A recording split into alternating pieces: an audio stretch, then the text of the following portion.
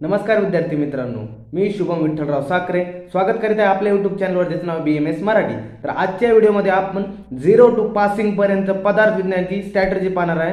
ह्या 20 दिवसामध्ये आज तारीख आहे 2 आहे, तर 20 दिवस नाही आपण 19 दिवसाचा प्लॅन बनवलाय, कारण की पेपरच्या आदला एक दिवस आपण फ्रेश होण्यासाठी ठेवलाय। कारण की पेपर आपले 22 तारखेला आणि 21 तारखेला आपल्याला कोणताही अभ्यास करायचा नाहीये या पदार्थाचा। तर त्यासाठी आपण मी 19 दिवसाची अशी स्ट्रॅटेजी बनवून घेऊन आलो, ज्यामध्ये तुम्ही 19 दिवसात ज्या विद्यार्थ्याचा आणखी पदार्थ विज्ञान म्हणजे सब्जेक्टला हात नाही सुद्धा लावला, त्याने बाकीचे विषय सब्जेक्ट क्लिअर केले असतील, सगळ्या विषयाचा अभ्यास असेल, पण पदार्थ विज्ञानाला आणखी सुद्धा हात लावला नाही, अशा विद्यार्थ्यांसाठी याची स्ट्रॅटेजी घेऊन आलोय। ते की जे पदार्थ विज्ञान हे 19 दिवसात चांगला अभ्यास करून ते पास ह्या विषयातून चांगल्या मार्कने पास होतील। तर आजच्या व्हिडिओमध्ये चला या व्हिडिओला सुरुवात करूया। तर आता पहिला जे आपल्याला सांगितलं अगोदर सुरुवातीनुसार आपण घेतले ब्लूप्रिंट नुसार। सुरुवातीला काय केलं आपण, सगळ्यांनी ब्लूप्रिंट घ्यायची आणि त्या ब्लूप्रिंट मध्ये तुम्हाला सांगतो की आपल्याला काय MCQ कसे दिलेत, LQ कसे दिलेत आणि SCQ कशा प्रकारे दिलेत हे पाहून घ्यायचे। आता आपल्याला काय दिलं, जे आयुर्वेद निरूपण आहे याच्यावर 2 MCQ, त्यानंतर आपले जे पदार्थ निरूपण आहे त्यावर 3 MCQ, द्रव्य विज्ञान नियम यावरती 3 MCQ, जसे गुण विज्ञान नियम यावरती 3 MCQ, कर्म विज्ञान नियम यावरती 2 MCQ, सामान्य यावरती 2 MCQ, तसं विशेष यावरती 2, समयावरती 1 MCQ असणार आहे आणि त्यानंतर अभावावरती आपल्याला 2 MCQ असणार आहे। असं पेपर 1 चे आपले 20 MCQ असणार आहेत। आता ह्यामध्ये तुम्हाला जवळपास जे झाले तर जवळपास 10 म्हणजे 15 MCQ असे सोपे असतात दरवर्षी पेपर प्रमाणे, आणि जे 5 असतात ते थोडे किचकट राहतात, किचकट नसतात तसे, पण आपण धरलं जे विद्यार्थ्यांना थोडं असं वाटतं की किचकट आहे बाबा, तर 15 MCQ तुमच्या हातात असतात। तुम्ही जर सब्जेक्टचा चांगला अभ्यास केला पेपर 1चा, तर तुम्हाला 15 MCQ एकदम सोपे असतात, सोप्या रीतीने पास होण्यासाठी मदत होतात। आणि पेपर 1 हा खूप स्कोरिंग आहे। पेपर 1 मध्ये तुम्हाला चांगले मार्क घेऊन पेपर 2 मध्ये जर कमी आले तर तुमची अशी करून 100च्या वर होऊन तुमची पासिंग मोकळी होऊन जाते। आता पेपर 1 मध्ये कशा प्रकारे अभ्यास करायचा ते एक सांगतो डेज नुसार, की आपल्या जो पहिला LQ असणार ते आयुर्वेद निरूपण आणि पदार्थ निरूपण व दर्शन निरूपण यावरती आपला पहिला LQ असणार आहे। दुसरा जो LQ असणार आहे द्रव्य विज्ञानावरती आपला दुसरा LQ असणार आहे। तिसरा LQ असणार आहे ते गुण आणि कर्म यावरती आपल्याला तिसरा LQ पाहायला मिळेल पेपर 1 मध्ये, आणि चौथा जो LQ असणार आहे आपला तो सामान्य आणि विशेष वरती आपल्याला पाहायला मिळेल पेपर मध्ये। आता कसं सांगितलं मी तुम्हाला डेज वाईज सांगतो, जो आयुर्वेद निरूपण आहे तुम्हाला 1 दिवसात पूर्ण चॅप्टर कंप्लीट करून टाकायचा। 1 दिवसात तुम्ही यावरती अगोदर कधी ना कधीतरी वाचलं असेल, सुरुवातीला वाचलं, आणि जर नसेल वाचलं तर सोपा चॅप्टर आहे, एवढा काही अवघड नाही। आयुर्वेद निरूपण 1 दिवसात करून टाकायचं। तसं पदार्थ निरूपण व दर्शन निरूपण यासाठी तुम्हाला 3 दिवस द्यायचे। पदार्थ निरूपण आणि दर्शन निरूपण, पदार्थ निरूपण काय नाही वगैरे जस्ट अर्ध्या आवरचं चॅप्टर आहे। पदार्थ निरूपण आपल्या YouTube वरती अपलोड आहे, आयुर्वेद निरूपण सुद्धा आपल्या चॅनलवरती अपलोड आहे। अर्ध्या तासामध्ये तुमचा चॅप्टर पदार्थ निरूपण होऊन जाईल। पण दर्शन निरूपण तुम्हाला फिक्स कोणते सांख्य दर्शन आणि योग दर्शन हे तुमचे LQ चे टॉपिक आहे, ते 2 सोडायचे नाही तुम्हाला, आणि त्यानंतर दुसरे जे दर्शन असेल ते बी महत्त्वाचे, त्यासाठी तुम्हाला पूर्ण 3 दिवस द्यायचे आहेत। 3 दिवसामध्ये तुम्ही कमी बी करू शकता, त्यामध्ये तुमच्या ऍडजस्ट नुसार तुम्हाला जसा वेळ भेटेल तशानुसार, पण आपण मॅक्झिमम 3 दिवस धरून चालूया। त्यानंतर जर पाहायला गेलं द्रव्य विज्ञान नियम, तर द्रव्य विज्ञान नियम मध्ये काय पाहिलं आपण की द्रव्य विज्ञान नियमला पूर्ण आहे। तर द्रव्य विज्ञानामध्ये पहिल्या दिवशी तुम्हाला 3 दिवस दिवशी त्या दिवशी, तर पहिल्या दिवशी मध्ये तुम्हाला द्रव्य वर्गीकरण आणि पंचमहाभूत करायचे, दुसऱ्या दिवशी मध्ये तुम्हाला काळ दिशा आत्मामध्ये करायचं, तिसऱ्या दिवशी तुम्हाला काय करायचं, जे आपले पुरुष वगैरे दिले, पुरुष विवेचन वगैरे दिले, आणि काय दिले मन दिले, त्यानंतर तम वगैरे दिले, जे उरलेलं रिमेनिंग पार्ट आहे ते तुम्हाला तिसऱ्या दिवशी कव्हर करायचं। अशा प्रकारे आपल्याला द्रव्य विज्ञानाला 3 दिवस करायचे। म्हणजे यामध्ये कसं आहे तुम्हाला, आणि कर्म कसं आहे, कर्म 1 दिवसात करायचं आहे। आणि नंतर जे समूह आहे आणि अभाव, जे समूह आणि अभाव असणार यावरती तुम्हाला 1 LQ असणार, ते तुम्हाला 1 दिवसात करून टाकायचं आहे। छोटा छोटा टॉपिक, एवढं काही नाही त्याच्या समूह आणि अभावामध्ये, त्यावरती पडला तर LQ काय सामान्य विशेष सिद्धांतावर पडू शकतो, किंवा काय आयुर्वेदिक महत्व याच्या चिकित्सेमध्ये कसं महत्व आहे त्यावरती येऊ शकतो। सामान्य काय, विशेष काय, त्याचे प्रकार काय, कशा प्रकारे सामान्य काम करतं, विशेष कसं काम करतं, अशा प्रकारे त्याचं लक्षण काय, ते काय नाही, ते तुम्हाला सगळं वाचून घ्यायचे। तुम्हाला 1 दिवसामध्ये चॅप्टर 2 होऊन जातील। त्याचा समूह आणि अभाव यावर तुम्हाला SCQ पाहायला मिळेल। असा खूप सोपा टॉपिक आहे समूह आणि अभाव, यावर तुम्हाला फक्त SCQ पाहायला मिळेल, यावरती LQ नसणार आहे तुम्हाला पेपरमध्ये, आणि यामध्ये तुम्हाला खूप सोपं असणार। 1 दिवसामध्ये हे तुमचे 2 टॉपिक क्लिअर होऊन जाते। जसं जवळपास आपलं किती 10 दिवसात तुमचा कसा पदार्थाचा पेपर 1 होऊन क्लिअर होऊन जाईल 10 दिवसामध्ये। आता यामध्ये सुरुवात कशी करायची ते तुम्हाला सांगतो। अगोदर सुरुवातीला वेटेज नुसार घ्यायचं, 48 मार्क द्रव्य गुण कर्म घ्यायचं, द्रव्याला 3 दिवस लागून द्यायचे।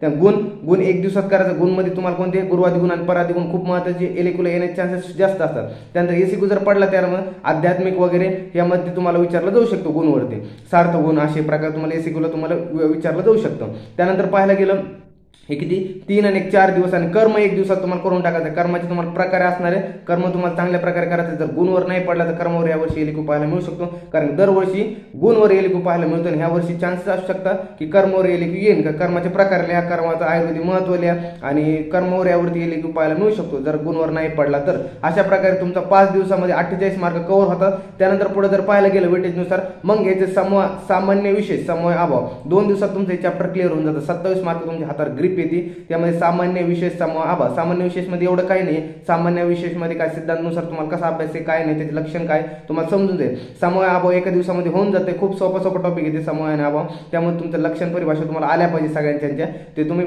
पाठ करायचं आहे. आणि दुसरं त्यानंतर झालं मग घ्यायचं तुम्हाला जायचं आयुर्वेद निरूपण. तुम्ही वाचलेलं असणार आहे, नसेल वाचलं तरी वाचून घ्या, 1 दिवसामध्ये तुमचं होऊन जाईल. त्यानंतर पदार्थ निरूपण आणि दर्शन निरूपण. दर्शन निरूपणचे आपले 2 युट्यूबवरती चॅनल सांख्य दर्शन आणि योग दर्शन अपलोडेड आहे, तुम्ही पाहू शकता. आणि जे उरलेलं रिमेनिंग दर्शन ते सुद्धा मी लवकरच अपलोड करेन. तोपर्यंत तुम्ही हे कव्हर करून घ्या, जेणेकरून तुमचा 90 to 95% कसा सिलेबस पेपर 1चा कव्हर होऊन जाईल. अशा प्रकारे आता पेपर 1चं फक्त दर्शन निरूपण मागं राहील थोडंफार, बाकीचं मग दर्शन निरूपण तुमचं लय झालं तर मॅक्स 5 मार्काचं तुमचं मागं राहील. जास्तीत जास्त 95 मार्क तुमचे कव्हर झालेले असतील या 10 दिवसामध्ये पेपर 1चे. अशा प्रकारे पेपर 1 साठी आपला पॅटर्न होता.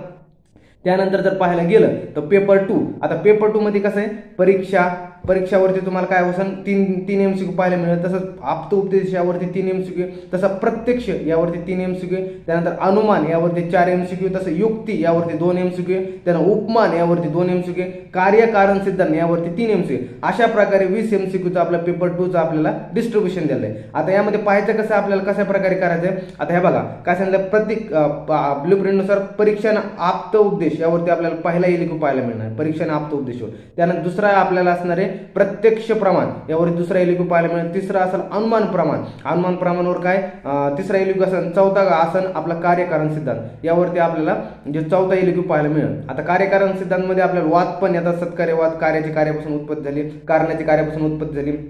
कार्यकारण सिद्धांतमध्ये त्यावर सेपरेट तुमचा दुसरा एलिक्यू बी तयार होऊ शकतो यार, एखादा वाद मिळून पण. आणि कार्यकारण स्वतः एक चॅप्टर पण आहे, तर एक चॅप्टर मधलं काही पण येऊ शकतं. मागच्या वर्षी कार्यकारांवर सिद्धांतवर एलिक्यू पडला होता, त्याप्रमाणे तुम्हाला यावर्षी तसाच एक एलिक्यू रिपीट होऊ शकतो. आता पाहायला जर गेलं तर कशा प्रकारे आपल्याला काय दिलं, आता एक जाणून घेऊया. प्रत्यक्ष अनुमान यावरती 42 मार्कचं वेटेज आहे पेपर 2 साठी. त्यानंतर युक्ती, उपमान, कार्यकारण सिद्धांत यावरती 32 मार्कचं वेटेज आहे. आणि त्यानंतर परीक्षा आणि आप्त उपदेश यावरती 26 मार्कचं वेटेज आहे. बघा ते प्रत्यक्ष अनुमान 2च चॅप्टर येते की यावरती 42 मार्कचं वेटेज आहे. आणि हे दोन्ही चॅप्टर आपल्या युट्यूब चॅनलवरती अपलोड आहेत. चांगले लेक्चर आहेत आणि इझी नोट्स आहेत तुम्हाला, जसे की तुम्हाला समजून जाते. झालं युक्ती आणि उपमान आणि कार्यकारण सिद्धांत यावरती 32 मार्कचं वेटेज आहे. युक्ती उपमान 1 दिवसात चॅप्टर होऊन जाईल तुमचं. कार्यकारण सिद्धांत समजा थोडा आहे चॅप्टर बाबा, की मानून घेतो मी पण. त्यानंतर झालं परीक्षा आप्त उपदेश. आता परीक्षा आप्त उपदेश यामध्ये हे पण सिंपल टॉपिक आहे, 1 दिवसाचे. आता कशा प्रकारे यांना देश द्यायचे ते पाहायचं आपल्याला. आता परीक्षा 1 दिवसात तुम्हाला करून टाकायचं. 1 दिवसाचं सिंपल परीक्षामध्ये तुम्हाला की त्रिवेद परीक्षा काय, चतुर्वेद परीक्षा काय, अशा तुम्हाला परीक्षा वगैरे चार्ट फॉर्मॅटमध्ये लिहून ठेवायचे आणि तशाच प्रकारे पेपरमध्ये लिहून यायचे. कारण तुम्हाला चांगले जर डायग्राममध्ये लिहिता तुम्ही तर छान मार्क तुम्हाला 100% मिळतील, म्हणजे मिळतील. जसं की तुम्ही सुटसुटीत लिहिता, जर इसे फॉर्म निबंधाच्या स्वरूपात लिहिता तर कमी मार्क पडतात. आणि जर सुटसुटीत चांगल्या टी डायग्राम वगैरे काढून चांगल्या प्रकारे लिहितात तर तुम्हाला कसे चांगले मार्क मिळतील पेपरमध्ये. त्यानंतर आप्त उपदेश तुम्हाला 1 दिवसात करून जायचं तुम्हाला. त्यानंतर प्रत्यक्ष प्रमाणाला आपण 2 दिवसात ठेवले. आपल्या चॅनलवरती प्रत्यक्ष प्रमाणाचे ऑलरेडी लेक्चर्स आहेत, तुम्ही एकदा बघून घ्या कशा प्रकारे सांगितले, कशा प्रकारे नाही. त्यानंतर तुम्ही ते अनुमान प्रमाण घ्यायचं. अनुमान प्रमाणचा व्हिडिओ अपलोड आहे आपल्या चॅनलवरती, ते बी तुम्हाला 2 दिवसात करून टाकायचं. युक्ती आणि उपमान खूप सोपा टॉपिक, युक्ती आणि उपमान हे तुम्हाला 1 दिवसात करून टाकायचं. दोन्ही वाचून घ्यायचं, त्यात फरक द्यायचा आहे. आता युक्ती आणि उपमान मध्ये एक फरक द्यायला, त्यावर तुम्हाला एसीक्यू पडू शकतो युक्ती आणि उपमान मध्ये काय फरक आहे म्हणून. तर तुम्हाला तो एसीक्यू प्रिपेअर करून ठेवायचा ऑलरेडी. त्यानंतर कार्यकारण सिद्धांत याला काय आपण 2 दिवसात वेटेड ठेवले. आता 2 दिवसामध्ये करून टाकायचं. आता पाहायला जर गेलं तर कशा प्रकारे करायचं तुम्हाला. पहिल्या स्टार्टिंगला पण तुम्हाला घ्यायचंय सोप्यापासून घ्या तुम्ही, की एक परीक्षा घ्या. नाहीतर तुम्ही काय करू शकता, वेटेज हाय वेटेज पासून प्रत्यक्ष अनुमान प्रमाण. पण हे हार्ड टॉपिक्स आहेत, तुम्हाला समजायला थोडं किचकट लागेल, त्यामुळे तो पेपर 2 अवघड वाटतं. पण पेपर 1 पण पेपर 2 मध्ये काय करा तुम्ही, परीक्षापासून सुरुवात करा. परीक्षापासून तुम्हाला सोपं असेल, परीक्षा समजायला सोपं जाईल. तर परीक्षा घ्या, त्यानंतर आप्त उपदेश घ्या. सोपं 26 मार्क तुमच्या हातात येऊन जाते. त्यानंतर जा मग कुठं, की मग प्रत्यक्ष प्रमाण करता. प्रत्यक्ष प्रमाणाचे ऑलरेडी आपल्या यूट्यूबवरती व्हिडिओ अपलोड आहे, एकदा लेक्चर्स पहा कशा प्रकारे सांगितलंय आणि काय काय महत्त्वाचं दिलं ते बघून घ्या, शॉर्ट नोट्समध्ये समजून घ्या. त्यानंतर अनुमान प्रमाण आपले तर ऑलरेडी अपलोड ते बी बघून घ्या तुम्ही. त्यानंतर युक्ती आणि उपमान 1 दिवसाची तुम्हाला पुस्तक जरी घेऊन बसले, आपल्याकडे व्हिडिओ नसेल पण तोपर्यंत अपलोड झाले तर छानच आहेत, बघू आपण जमलं तर.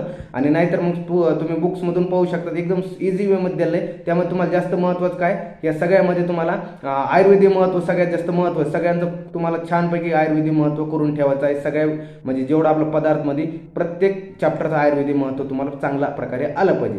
त्यानंतर कसं आहे, आयुर्वेदिक महत्त्व आणि चिकित्सेमध्ये कशा प्रकारे आपण याचा यूज करू शकतो. त्यानंतर काय आणखी कार्यकारण सिद्धांत, यासाठी तुम्हाला शेवटला 2 दिवस कार्यकारण शेवटी ठेवा.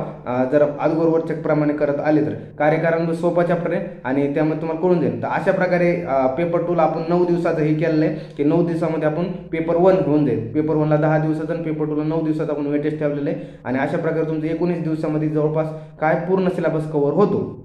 आता सांगायचं उद्दिष्ट कसं, काही जण म्हणते सर 19 दिवसात करणं खरंच पॉसिबल का? हो, करणं पॉसिबल. जवळपास तुम्ही काय करता, 19 दिवसापर्यंत जवळपास तुमचा दोन्ही विषयाचा तुमचा 90-95% सिलेबस कव्हर होऊन जाईल. ज्याला काय वाटेल थोडेफार सर 2-3 चॅप्टर खूप अवघड आहे बाबा, ते मागं ठेवा. तुम्हाला खरंच किचकट वाटतंय तर पण वाटतंय ते तुम्ही मागं ठेवा. आणि जे तुम्हाला वाटतं ह्याच्यावर लवकर ग्रिप येईल, एसीक्यू कसं थेंब तळत साचं तसं तुम्ही एसीक्यूचे जरी पटापटा चॅप्टर क्लिअर करून ठेवले, म्हणजे तुमचे जास्त मार्क तुम्ही गोळा करून ठेवले तर तुमचे पासिंग लवकर जास्त होऊन जाईल. आणि तुम्हाला कसे जसजसे तुम्ही चॅप्टर करतात तसतसे तुमची ग्रिप येईल. आणि राहिला विषय कसा की सर म्हणते आम्ही दररोज जर वाचतो तर मग आम्ही रिव्हिजन कधी करावं.